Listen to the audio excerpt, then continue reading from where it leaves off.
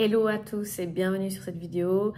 Si tu cherches à changer ton rythme, même de travail, ton rythme de vie, je te conseille ce programme. C'est maintenant que je vais donner cette vidéo. Comment changer ton rythme à travers la maison. Donc c'est parti. On va changer ton rythme. Donc c'est à toi de savoir si tu vas trop vite ou si tu vas pas assez vite. Le important ici, c'est de se connaître. Est-ce que vous êtes hyperactif ou est-ce que vous êtes juste du genre à aller trop vite? Est-ce que vous êtes flemmard ou est-ce que vous êtes juste du genre à aller lentement? Est-ce que vous avez un problème qui vous empêche d'aller plus vite et puis vous voudrez aller plus vite? Enfin, vous voyez, à vous de jongler et de savoir quel est votre rythme personnel. Ça, c'est la première chose à faire, se connaître. Connaître son rythme. Deuxième chose, connaître son habitude quand vous arrivez à la maison. Est-ce que vous êtes du genre à ne pas arrêter non-stop et puis vous arrêtez pas, vous faites toujours quelque chose? Ou est-ce que vous êtes du genre plutôt à ne pas pouvoir faire plus et puis vous, pour une raison X et Y, vous ne faites pas plus que tant? Ou parce que vous êtes flemmard, vous n'arrivez pas à vous bouger et vous êtes du genre à chill out parce que vous êtes fatigué de votre journée de travail, peu importe ce que c'est. Vous perdez votre énergie peut-être chez vous. Enfin, vous voyez, vraiment placer le pourquoi et qu'est-ce qui se passe, qui suis-je, quel est mon rythme, quel est mon rythme. Voilà. Dès que vous avez identifié ces deux points clés, on va pouvoir commencer.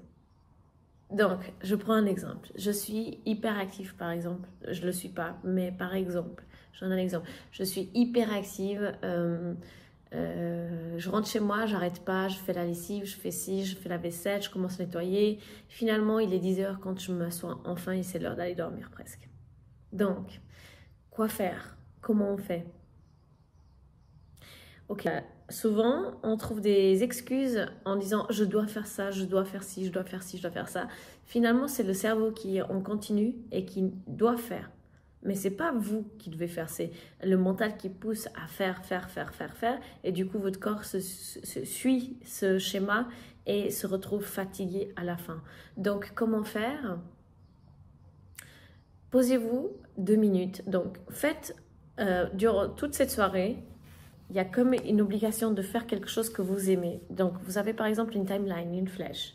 Dans toute la soirée, vous avez l'obligation de faire un truc que vous aimez. Par exemple, boire un thé, lire un livre, faire une posture de yoga, faire du yoga, je ne sais pas, peindre, sculpter, faire de la musique, peu importe ce que c'est. Votre passion ou en tout cas quelque chose qui vous fait du bien.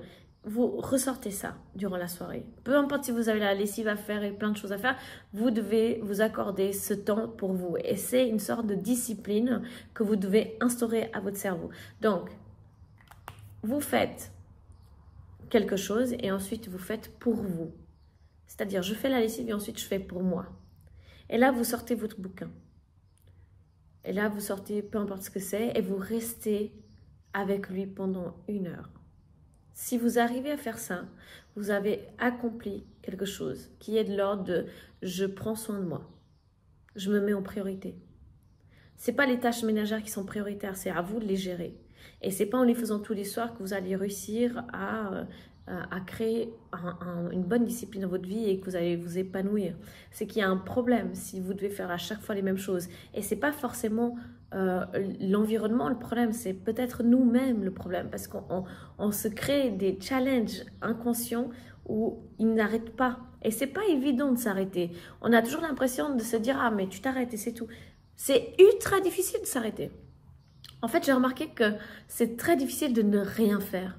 Et donc, si vous êtes du genre hyperactif et que vous n'arrêtez pas, prenez déjà un instant pendant 1 semaine à faire quelque chose que vous aimez pour vous. Si vous arrivez à vous dédier pendant cette semaine-là, tous les jours, vous faites une tâche, peu importe ce que c'est, parce que vous allez de toute façon être amené à la faire. Ensuite, vous vous arrêtez pendant 1 heure où vous faites une chose pour vous. Voilà, ça c'est le challenge.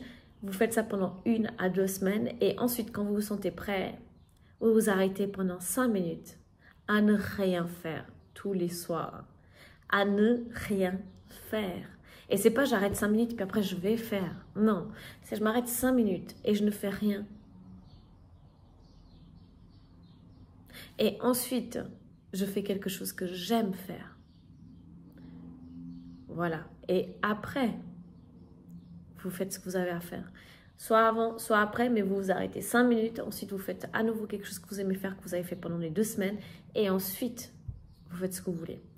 Comme ça, vous allez prendre le rythme de vous arrêter et de ne rien faire. C'est ultra important de ne rien faire, ça fait du bien, c'est important. Vous pouvez aussi l'instaurer le matin, 5 minutes sans rien faire, c'est comme prendre 5 minutes pour soi, c'est méditer, c'est entendre soi, tout simplement. Et c'est pas en faisant, alors il y en a qui méditent en faisant la vaisselle, peut-être, mais si vous avez un lave-vaisselle, arrêtez-vous 5 minutes, profitez de cet instant pour vous, par exemple, pourquoi pas? Bref, vous avez tous les tips, mettez ça en place, vous allez y arriver. Deuxième type de personne, ça serait plutôt de l'ordre de trop lentement. On n'arrive pas vraiment à comprendre pourquoi. C'est notre rythme en fait aussi. Ça peut être aussi un rythme de vie qui est beaucoup plus lent. Et à ce moment-là, comment je peux faire pour aller plus vite? La première chose à faire, c'est stratégique. En fait, stratégie, c'est toujours ici, dans le cerveau que ça se passe. Donc, qu'est-ce qui se passe dans mon cerveau? Parce que je vais lentement. Je vais y arriver, de toute façon, une chose après l'autre, tranquillement. Je vais faire ça, ça, ça, ça, ça, et finalement, peut-être ça. Mais finalement, dans notre tête, c'est pas clair. Qu'est-ce qui est prioritaire, en fait? En fait, c'est comme si tout était dans une hiérarchie linéaire, alors qu'on doit savoir quelles sont nos priorités. Par exemple, si vous voulez aller plus vite, il faut mettre des priorités. Souvent, alors, je vais commencer déjà par ça. Il faut mettre des priorités. Souvent, il y a aussi une question d'exigence, de perfection et qui nous empêche de finir, nanana, nanana, ou bien d'aller là ou là ou là. Simple, très très simple. Priorité.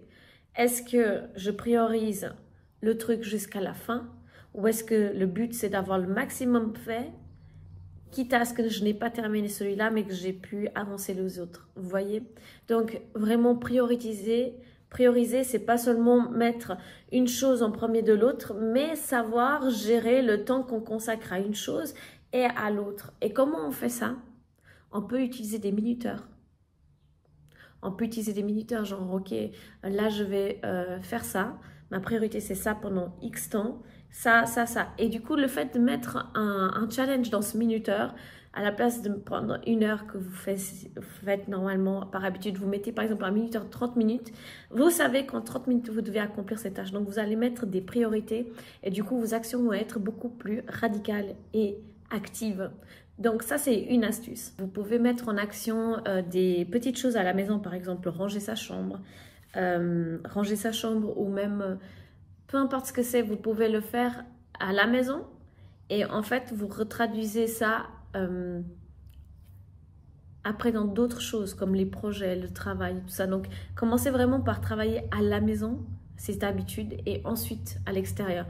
Par exemple, si vous devez faire, par exemple, la vaisselle, les habits, etc., et puis que vous avez tout ça à faire, priorisez une chose seule, une seule chose. Mettez un minuteur de combien de temps vous faites normalement et ensuite vous faites les autres en jouant avec la durée de chacune des choses pour terminer tout en 1 heure par exemple, vous voyez, ou 1 heure et demie. Donc, je compte sur vous. Appliquez les exercices, dites-moi en commentaire comment ça a été pour vous. Est-ce que ça vous change la vie? Est-ce que vous avez accompli ce que vous désirez? Et surtout, ne lâchez pas ce que vous n'avez pas réussi une fois. Dès que l'idée vous vient à l'esprit, recommencez, recommencez, recommencez. En fait, c'est en essayant qu'on réussit. On devient forgeron, non? Donc, allez-y, n'abandonnez pas et utilisez vraiment la maison comme outil de progression de soi. Car après, en fait, ça va se refléter dans tous les secteurs de votre vie. Et ça, c'est super intéressant et hyper cool. Donc, foncez. J'espère que cette vidéo va vraiment vous apporter un changement, une transformation de vie incroyable au niveau des habitudes et de ce que vous voulez gérer et de ce que vous voulez devenir. Merci.